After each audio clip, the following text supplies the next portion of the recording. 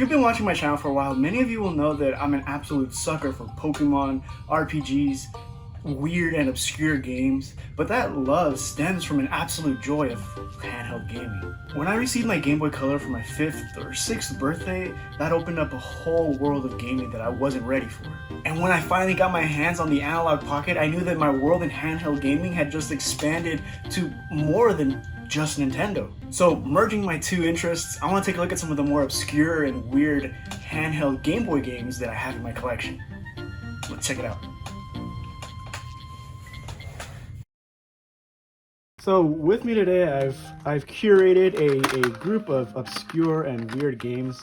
Some of them are actually kind of rare and pricey as well, but I want to go through all of them and just play them and give my thoughts and ideas on what I feel about them. I actually have some memories with this one, Pocket Bomberman. I have some memories with these. It's going to be super unscripted, but I'm excited. Yeah, let's take a look at them. First, let's start off with Pocket Bomberman. This could also be a little bit of a review of the Analogue Pocket.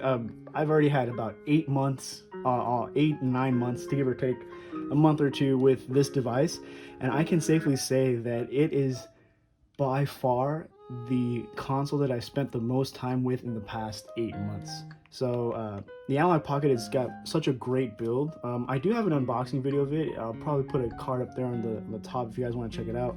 But the build is solid. L and R buttons, really nice. It's very reminiscent of a Game Boy Color, Game Boy Pocket, but it's got the feel of a Game Boy Advance SP, which is honestly my favorite Game Boy. You can't top the Game Boy Advance SP, especially the 101 model, the one with like the better screen. So yeah, a couple options here. Tools. Nanoloop is actually a music making program. It allows you to make loops, hence the name Nanoloop, which you can then order and rearrange and make music, which actually I've looked up some projects done, some songs done on Nanoloop. You can do some really cool stuff. GB Studio is really cool. GB Studio is actually a free video game development tool that allows you to develop games in the style of the original Game Boy. I believe it also has Game Boy Advance functionality now. However, this is not something that you can actually do on here. You develop a game on the computer, transport the finished device, or if you want to test it, into the SD card, put it into here, and then allows you to play the creations that you've imported, which is awesome. I mean, how cool is that? And then settings allows you to set the system settings. Pre-built into the Pocket, there are 3 systems: Game Boy, Game Boy Color, Game Boy Advance. Oh, Game Gear as well. In later updates, I imagine they're gonna add TurboGrafx 16 support and Neo Geo Pocket Color support as well, as they've already teased the adapters for them, because this only fits Game Boy and Game Boy Advance sized cartridges at the beginning. So yeah, without further ado, let's check out Pocket Bomberman. Rest in peace, Hudson. Rest in peace. Long ago. The one thing that I do remember, this is the game that I actually have fond memories of playing with on car rides. With my sister, actually, we would try to take turns. We could actually kind of remember the first couple levels. The music is also kind of nostalgic for me. But this intro always took forever. And if you wanted to kind of get the story of the idea, pretty much there's like a bad guy, right? I mean, like in every Game Boy game, there's a bad guy. Bomberman comes to rescue him. He has a sword that he never uses, which, if you know Bomberman GB2, I think I've talked about it before on a previous video on my channel. That one was pretty cool. It gave you like a standard Bomberman game and an adventure Bomberman game where you could use a whip to stun enemies, I think. That one is really cool. That one's actually pretty nostalgic for me too. So, bad guy, hero must collect the 5 power stones. Not the game Power Stone, but yeah, let's check it out. So you can do a jump game where I believe, let's just go through it. New game, password system. Obviously, don't have a password. Doesn't work. And new game. So we get 5 levels: forest, ocean, wind, cloud, evil. We start with the forest level, and honestly, the art on this is actually really nice. On on the cover is actually the cover, that little scene with the dragon, but minus the dragon. So what I like about this game is it's a platformer. Drop bombs with A, jump with B, and you can also do this little trick where you can like plant a bomb and jump up. And the goal of the levels is to collect the items, obviously, but destroy the enemies just like in any Bomberman game. Kill every enemy, which then allows you to proceed to the exit. Ah, shoot.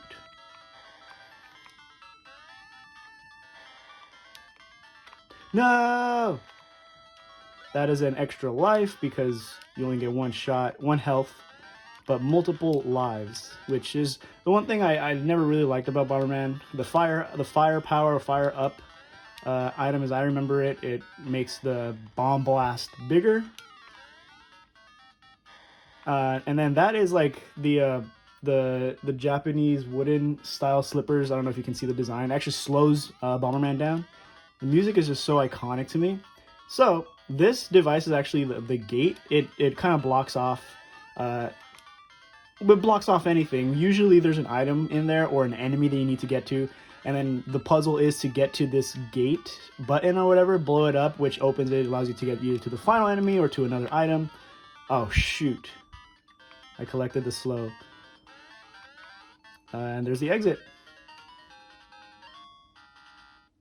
Now, I want to record straight from the Analogue Pocket just because I want to show off how beautiful the screen is. It is a 10 times bigger screen. That means it is scaled perfectly to the Game Boy, which means it is, I think the Game Boy is 16 by 16 or 32 by 32. I cannot quite remember off the top of my head, which means that each pixel of the Game Boy is actually 10 pixels on this one, making it super clear, super crisp. And it's a beautiful, beautiful screen, which I've been just enjoying. Bomb up allows me to plant multiple bombs. See? The rollerblades obviously let you go faster. So as I was saying before, here's an enemy that's blocked off by that gate, and the puzzle is to get there. This square, this space here, is actually a space that you can't plant bombs. Oh shoot. And fire does not pass through it as well. I want to take care of this guy.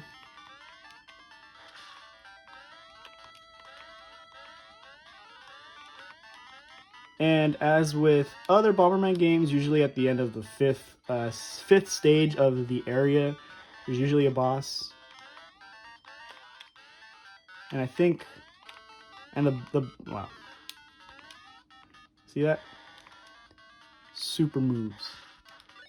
That, I don't know what that is. I've collected that item many times before in the past, and yet it does nothing. Is it invincibility? That F is full fire, which means now the blast is going to be extended to its maximum potential. All enemies defeated. And yeah, that's Pocket Bomberman. A lot of fun memories with this one. Just, you know, playing on a Game Boy Color. Well, this is a Pocket, so obviously I wasn't playing it on that. But yeah, next game. Now, the next game I want to talk about is Legend of the River King 2. This game is by Natsume, so you can imagine it's in the style of a Harvest Moon game. Although the main objective of Legend of the River King 1 and 2 is, well, fishing. You play as either a boy or a kid, which I think the routes at the beginning of the game are slightly different. However, once you reach a certain point in the game, I do believe that the routes merge, so you're not really missing out on much. I think the kid has higher strength, and the boy, I think, is just a little faster. Easy, lets you catch fish easier. Yes, I did say strength because Legend of the River King is actually a RPG.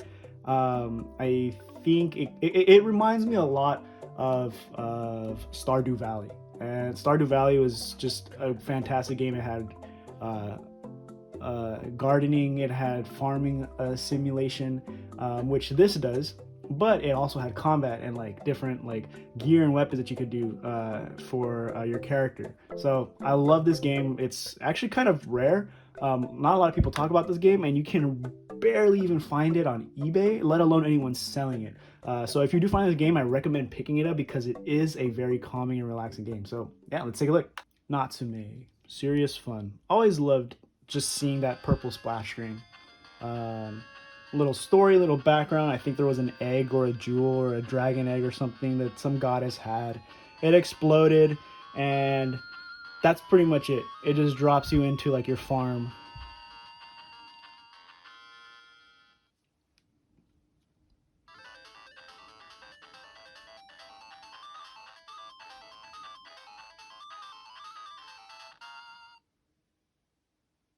That's the River King.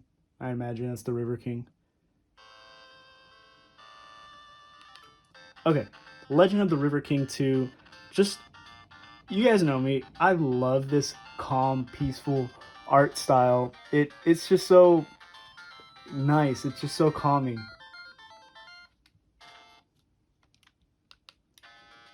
Oh, okay. So we get the option to play, which is in this case just fish, and then the option to delete a file, which you can either choose between a file of a kid or teen. So you can't choose one file and in that file play both kid or teen. You have to choose one file for the kid, one file for the teen. So we're just gonna go ahead and click the teen. I think is mine. Yes, yes, yes. So we're gonna just go and continue where I was playing. So currently it is raining, which does affect the type of fish that you will encounter. Here is the, oh, now it's nighttime. The fishing gear, or the tackle shop, I think is what it's called. And the music in this game is actually really calming, and it's fitting for a fishing game. So we're gonna just jump into our boat, which I think it happens automatically. Yes. You can see shadows in the water if you're hunting for fish, which I don't think I see anything right now.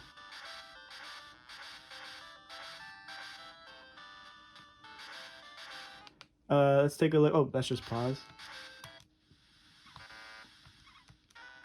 Okay. So, oh, A. So here is our main menu. Fish takes a look. Well, fish allows us to like fish. Move. Well, let's just get back to move. Bait. Now the bait is important because different type of fish want different type of bait, and you can get this either by it's really cool. You can get this either by catching them in on the flowers or in the wild against trees, or you can buy them as well. Gear, it allows you to change what kind of rod you're using, the kind of sinker that you have, your hooks, and hooks break. So which is why you got to keep replenishing them. Your character's level, which signifies your strength, the ability to catch fish, experience, health, because there is random encounters. You're not fighting dragons, you're fighting birds and like crabs. Yeah. Let's see, this is our basket, which shows us the kind of fish that we have caught. Small briar, or southern briar, I think it's called. Oh, dandelions, because we can pick flowers. Picture allows us to see. Oh, pick. Sorry, pick allows us to pick the flowers. So let's see if we can check out that mini game. Oh, enemy. So we can either kite has appeared. What will you do? So we can either hit beat, which fight it, run, or we can eat something, which allows us to become stronger in battle, I think. So let's just fight him. And then this little fist thing pops up. Depending on where it lands, obviously you miss in those spots. On the wings of the bird, I think is a little. I beat him. Oh, he's alive still. He stole my fish. Okay. The wing obviously is not the place. Usually the body and the head of an animal is usually where it suffers the most damage. See 26 over the 24 damage. Got my 4 experience. Did he take one of my... Did he still take my bass? Okay. Flowers. Here's some flowers that allows us... We'll go and pick. So we can pick our flowers, which we can then be traded for other items or sold. It's just super calming, relaxing. Here's a tree, which allows us to hunt for bugs. No bugs. Okay, but we can also go for flowers too. Flowers also can give us bugs. Yep. See? No bugs. Okay. Let me try this flower. No bugs. Okay, let's try fishing for sure. I mean, the thing is though, since it is nighttime, I don't think I'm gonna find any fish. Oh, when I row my boat, it lowers my HP. That's not good. This guy, oh, people give you quests in the village and throughout the game. This guy, I think he wanted me to catch a specific fish because his daughter wanted it. He wanted it was interesting. So I have to stay at the inn just to kind of move to the next day. Make sure it stops raining. I think it's still raining. Oh, it's done. Okay, I'm not seeing any fish.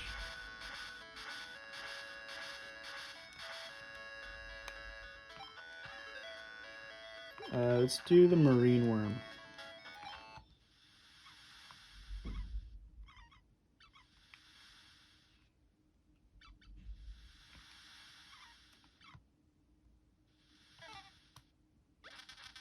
Oh.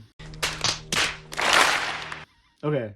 So once I hit the bait, once I cast it, it's when I can see the fish. What did I press? Oh, he's coming back, this guy. Nope.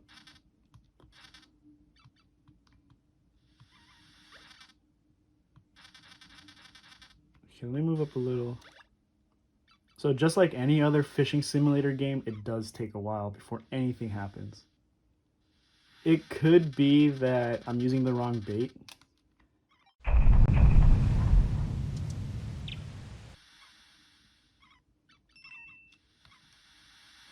What?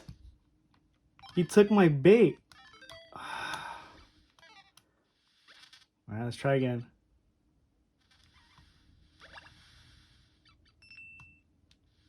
He took my bait!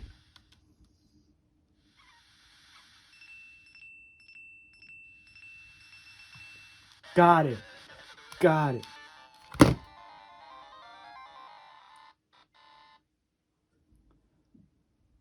I finally got a fish and it ran away. Okay, next game. Next game I want to take a look at is actually a fighting game. Battle Arena to Shinden was actually a fighting game on the PS1, but it looks like they ported it also to Game Boy. Now, I picked this up just because this was a while back. I was really into Game Boy collecting at that time, and so because of this, I was looking up different games that not a lot of people really talked about. And one of them showed up was Battle Arena to Shinden. I can only imagine because it's a fighting game on the Game Boy. So let's take a look. One thing that I like about the Pocket is that if it senses a Game Boy game, it will change its output display to match that of the original console that it was from. So obviously this is the original Game Boy, and you hold the down or the analog button and hit left and right, and it changes original Game Boy Pocket, which would be this one, original Game Boy Pocket Lite, which I don't have because it's kind of rare. This is a specially designed color palette that Analogue developed, and then there is obviously Game Boy Advance SP style. So let's just do it like this. One player game.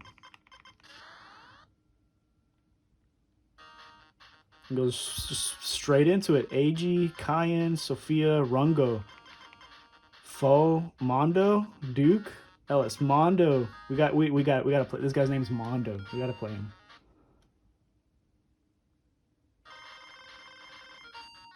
All right, we're gonna fight Sophia. We got this. Mondo was wondering. He didn't know why that letter was sent to him. Man. Oh, we can skip this. All right, Mondo versus Sophia. Let's do this, Mondo. Ooh. Oh, he uses a spear. Okay. She uses a whip. Jump. Oh, you see that? I'm not even hitting her. Oh, she got me. How do I... Ooh, that backflip. Watch. Grab her. Grab her.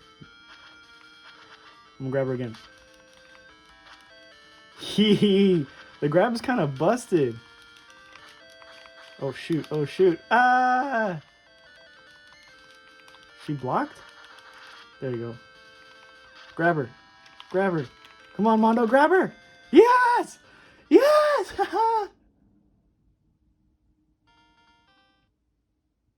One player win. Or player one wins. Alright, well, she's gonna fireball me again. Nope. Ooh! Check it. Ah! She grabbed me! Come on, hit her, hit her, hit her, hit her. Grab her. Grab her and send her back. No! Oh, shoot. How is she doing it? How do you... Okay, I'm gonna fireball.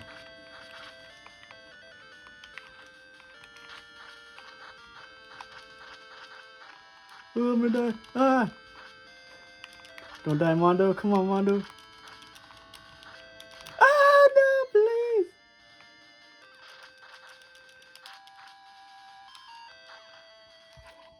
Dang it! Okay, I can see why this game was very talking, like, not a lot. Alright, round 3, let's go.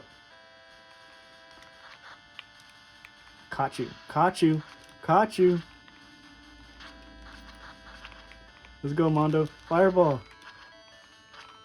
Oh, I guess he doesn't have a fireball. It's like a Chun-Li kick.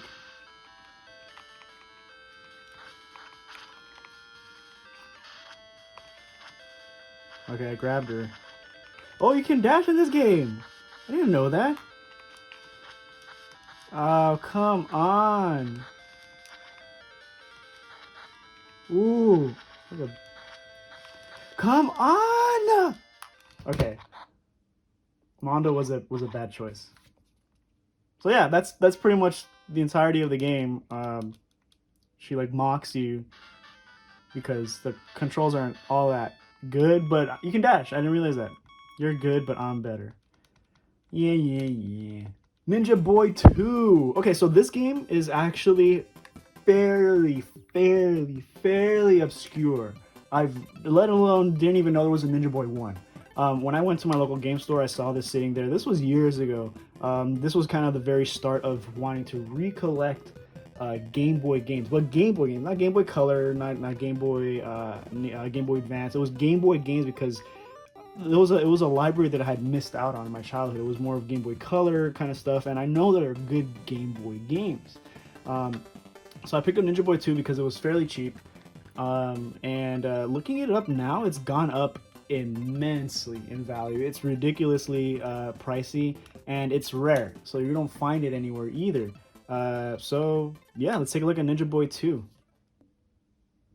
Okay, there it is. That's Culture Brain, and then Ninja Boy 2.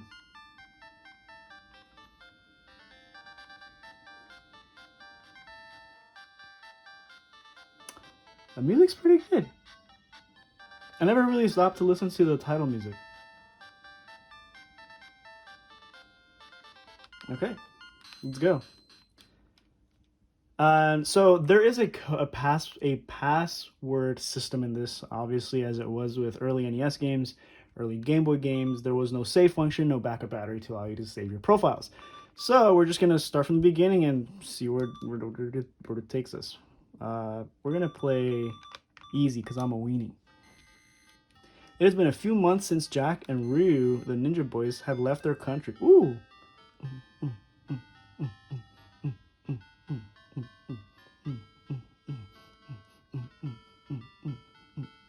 That's cool. It's really catchy. Chinaland. Okay, I'm done. Here they are in the Marco Polo clustars? Far away. I guess that's the name of the ship. What happened? I thought this was a game about ninjas. What happened in the last game? They're in outer space. And well, one of them is Ryu. Okay, I get that. He's a ninja. He's got a Japanese name. But Jack... Suddenly... a monstrous battleship came into sight. Ooh, that's cool. A shark. We're the warriors of the galaxy. You'll be removed our way by force. Why? We can just get out of the way. Get into a life capsule and get out quick. Bam. That's it. Game over for the Ninja Boys. Where are we now? I don't know. Some odd planet, I guess. Actually, I like that. That's really good. I love that the limitations of the Game Boy did not stop artists. It did not stop artists. It was that's fantastic. Oh no, mommy! Come on, knock that out. Exactly, exactly. Okay, so who's who? I'm sorry. Darn it, the gallons. The gallons? I wonder where the rest of the people went. They must be around somewhere. Let's go find them. Alright. Like the people like... Oh, okay. Overworld. Pretty good. I like that. Okay. So, I guess that's our ship.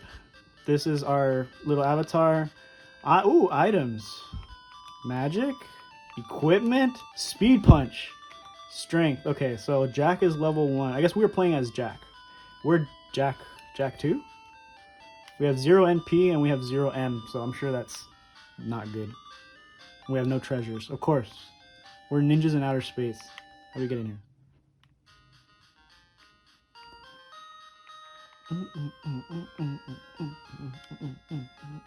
I've been grooving to the music of this game more than actually caring about the gameplay, so let's... Whoa, he's got a baseball cap on. Welcome to the village of Sandstar. Okay, that's a nice name. Game Boy trademark isn't fun? What are you talking about? Exactly. Exactly. My sentiments exactly. Isn't Chinaland a well-known country? I don't get it. I don't get it. They were in outer space. They left Earth. And Chinaland, which is where Jack and Ryu are from, is a well-known country in other planets. Of course it is. Wait, are we in Chinaland? I don't get it. Alright, whatever. I didn't find anybody there. Ooh, ooh. Look at his face. It's the gallons. Oh my god. Okay. Oh, wow. Big heads. Yeah, yeah. Look at their face. Yeah, yeah, yeah. Oh, he got me. What do I do? Get wrecked. Get exploded. Here, I'm gonna blow these up. What is that? It's a bomb? What is that? Whoa, what was that? They just keep coming out of nowhere. What? Get off of me. Why do I keep jumping on them? Come on, come on, come on, come on. Oh! I got him, like, straight in there. You obtained 12 experience points and 6 sen. Okay. I took 1 step. Come on, run. Oh my... Okay. Okay, let's blow this up. See? I'm floating. Look, I'm floating. They have guns? They have guns!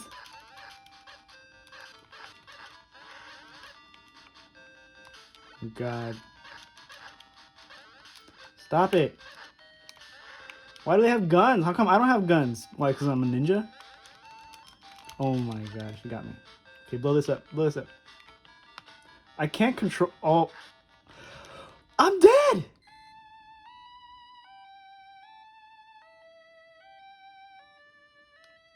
Okay, so that's Ninja Boy 2. And the last game we're going to look at today is Sword of Hope 2. I promise you, it's Sword of Hope 2. I know you can't see it, but it's like right there. Sword of Hope 2 is actually probably one of the most obscure games in my collection, let alone the entire Game Boy library. One of the favorite games in my collection is Princess Tomato and the Salad Kingdom.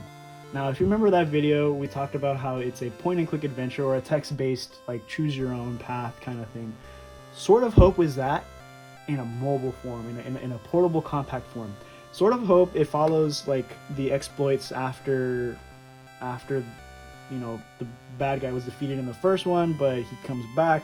Sword of Hope 2 is definitely a game in my heart that I really like. Actually, the first time around I came into contact with this game was through the Nintendo 3DS eShop.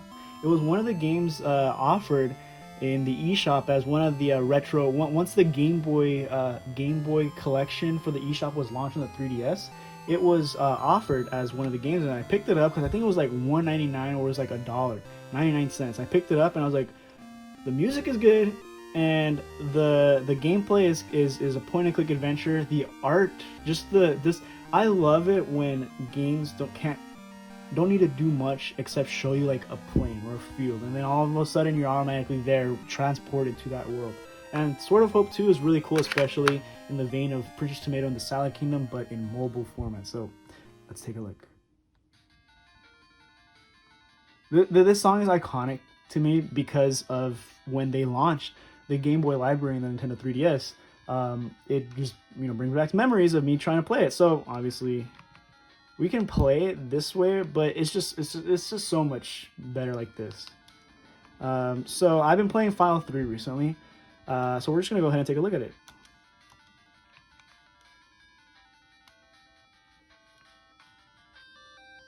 Okay, so the way you move around is through this grid here. You can choose to move forward, back, and the thing is you really want to memorize where you've been. So I was playing this recently. I remember where I'm at. I'm in the desert right now, and we went into like the sand temple and defeated the monster there, rescued this girl's dad, and right now we're trying to take revenge on our character. Let me see. Mute. He's a spellcaster. We're trying to take revenge because his father was killed by somebody, and now we're looking for the culprit. Theo is the main character. He's also the main character of the first game. Interesting fact. The name of Sword of Hope 1 and 2 in Japan is called Selection, because that's what you do in this game. You make selections. So we're going backwards. Look at this art. Like, how can you be disappointed? It's like so this is what's called a basilisk. I don't know why they call it a basilisk. It looks like a cockroach. But we click Clash. We're going to either do magic, which, magic is OP in this game. I don't even know why I bother equipping Theo or any other character with weapons, let alone different spells. So we're going to, okay. Theo doesn't learn very good magic. So we're just going to try to put him to sleep. Mute, on the other hand, is a power. Look at this. Fire, stone, flame, blaze, dispel. Mute is insane. And fire in the desert is really good for some reason. No idea why. No idea why, but enemies in the desert are weak to fire.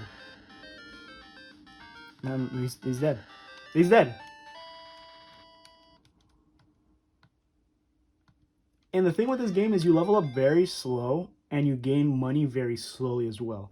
I'd imagine by the end of the game you might only be in your 20s. But look, okay. I have to stop and talk about the art for a second. Look at that. Look at this. And what we see we can interact with, which is really cool. So I'm gonna go ahead and look, and give us a bunch of options of what we want to look at. We can look around, which tells us down this path is a ragged tent. And it definitely, so if we go straight, which means we're gonna end up back at the inn. And it just really puts into perspective and gives you that feeling of that you're there. And we can look at, imagine it's either this thing or the stones on the ground. There's nothing under the stones. So sometimes when we interact with stuff, we can hit the stone, bonk, nothing happens. Sometimes when we interact with things, we can get items, weapons. It's cool. It's really cool. Let's go backwards. Oh, okay. Okay, so now we got a basilisk and a rock. A rock, I can believe that. I can believe that that's a rock. But we're going to snooze the rock because they're kind of strong. And we're going to fireball. We're going to blaze. Oh yeah, let's blaze. Let's blaze it up. Blaze hits both enemies.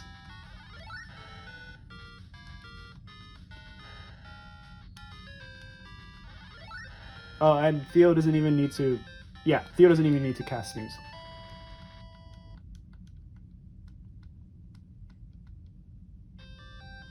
Okay, now... okay, so let's look around here. Let's check out the tree. Dust covers the leaves and branches. Let's look at the rock. Cracks run throughout all the rocks. Okay, since the rock is cracked, I want to hit it. Let's see what happens.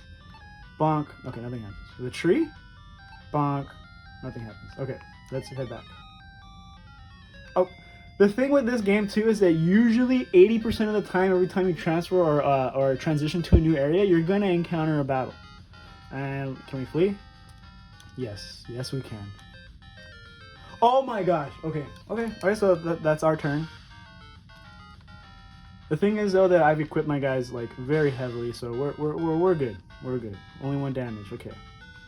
We're gonna just fight, but we're gonna have Theo cast Blaze again. All right, let's take a look at our surroundings again. There's a tree. Dust covers a tree, and the rock or stone. There's nothing under the stone. Okay, let's hit them and see what happens. Nothing happens. And this is pretty much the game. You're transitioning to new areas, hitting things, examining things, and then sometimes you come across people. You can talk with them. I want to get out of the desert.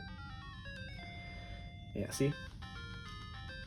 So if you notice, wow, okay, so I'm gonna have Theo fight the rock, because when enemies are similar, they're grouped up as a single target when you do a multi-spell. So, oh, Blaze hits every enemy. Single target spells will hit each enemy of its same kind within that group. So if I were to have him cast fire, it would give me an option to either hit the rock or hit the basilisk.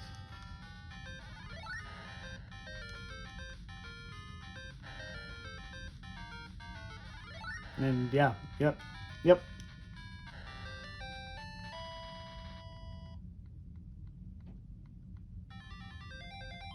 Okay, so coins are used at the casino, which I've not yet encountered. Okay, so we're at the edge of the forest and the desert. I wanna get out of here because I want to show you guys the beginning area. Yes, we got it. Okay, so if we look around, the towers of Rickar Castle peek over the treetops, which is the beginning of the game. So here we are in the woods. Look at that! Look at that! Look at that art. Moths, easy time. Done. Oh, wait. Mute is super weak. That's why I have him casting spells.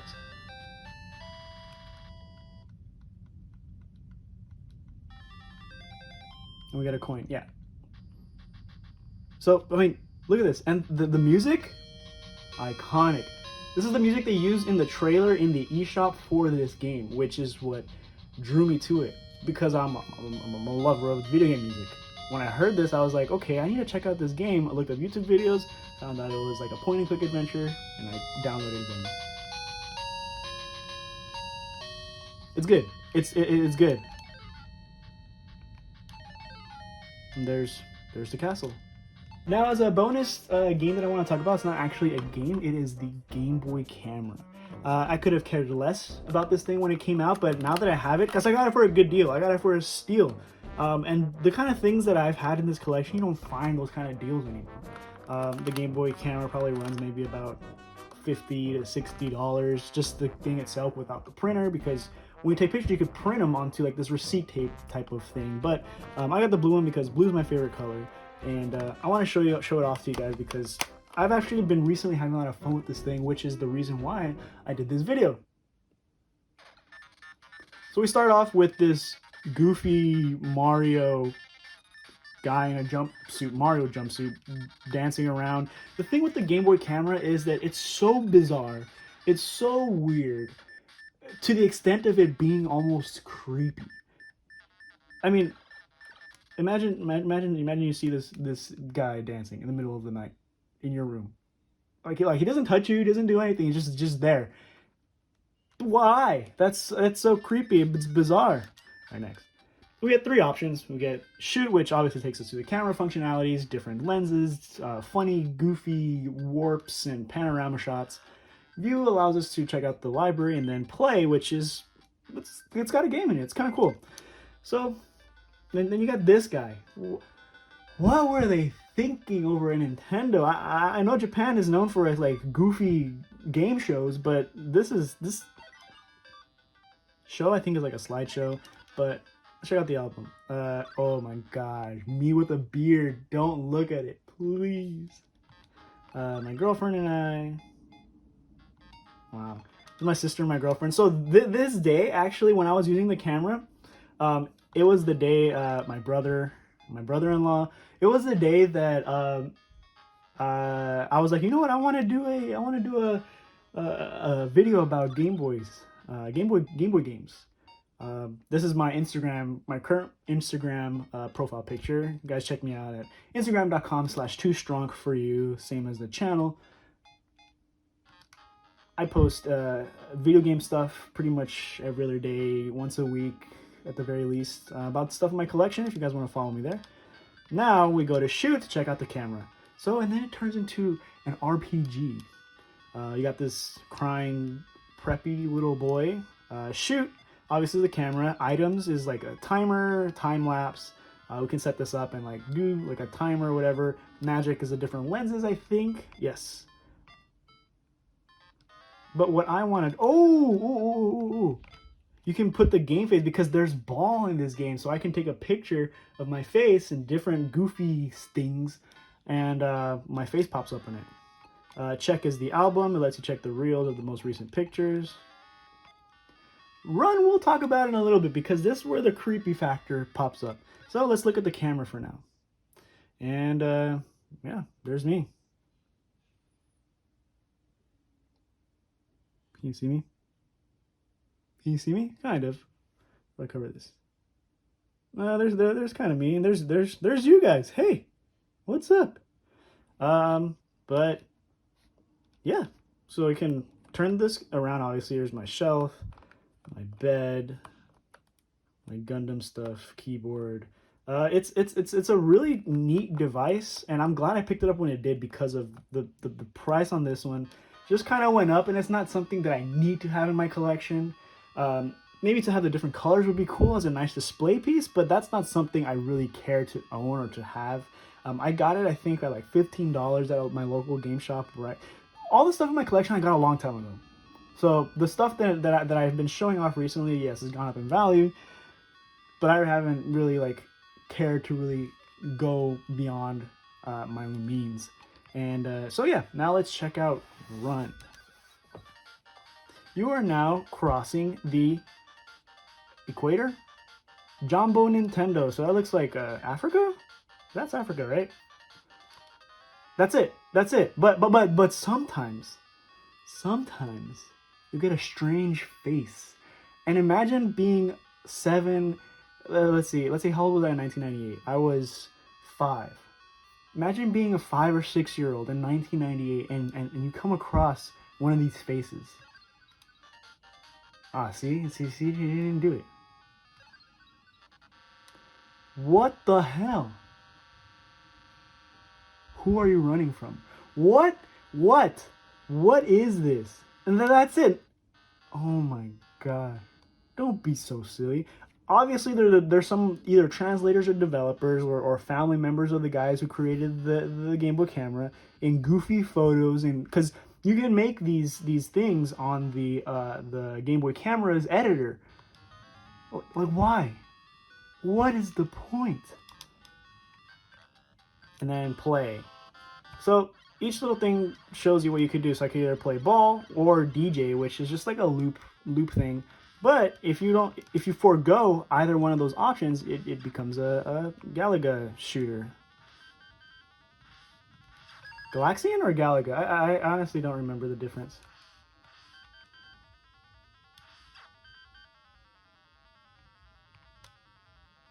They can't even kill me if they wanted to.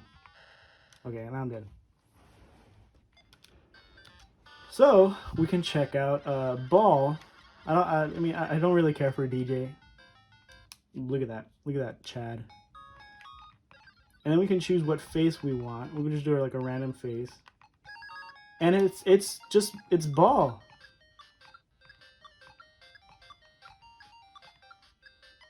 With the goofy face. Yeah, that's it. So yeah. Cool. Pretty cool device. I really like it.